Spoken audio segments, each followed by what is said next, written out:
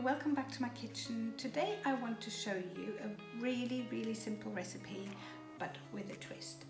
Now, if you've been watching me on my YouTube or on my Instagram, you know that I'm all about plant diversity, and today I want to show you a great recipe for hummus, but with an extra ingredient. So let's get started.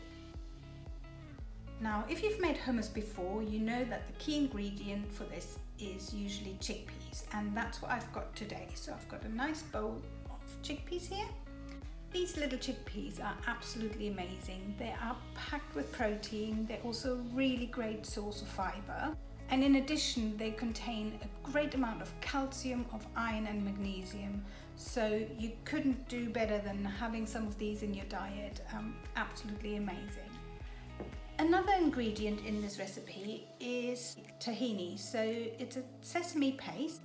And again, I love using this stuff because nutritionally it's fantastic. It's a really high source of calcium. So gram for gram, it beats milk tenfold. Absolutely incredible. Obviously you wouldn't have it in the same amount as milk, but yeah, super high in calcium, and also again potassium. It's high in magnesium and also contains a good amount of iron, so a little jar of goodness right here. Potassium is really important to balance the fluids in your body, and magnesium is great for muscle and nerve function, and also helps to balance your blood sugar levels. So you want to get all these different nutrients in your diet. The next ingredient is the humble garlic clove. Can you see this? One peeled garlic clove. It's a great anti-inflammatory. And then we've got some spices as well. I've got some cumin and some smoked paprika.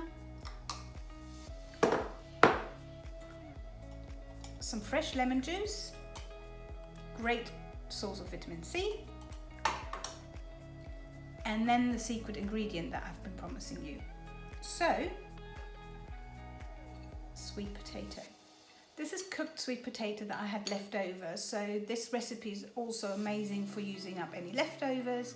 And sweet potato is really high in vitamin A, which is great for your immune system. It's also important for your bone health and for your eye health, so you can't go wrong with including this in your diet.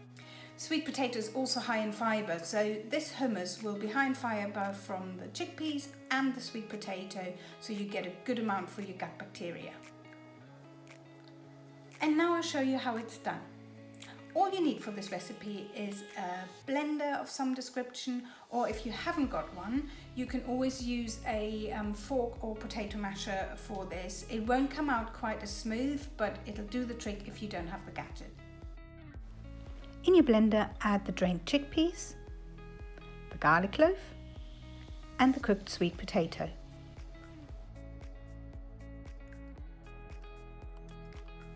Now add the sesame paste, the tahini.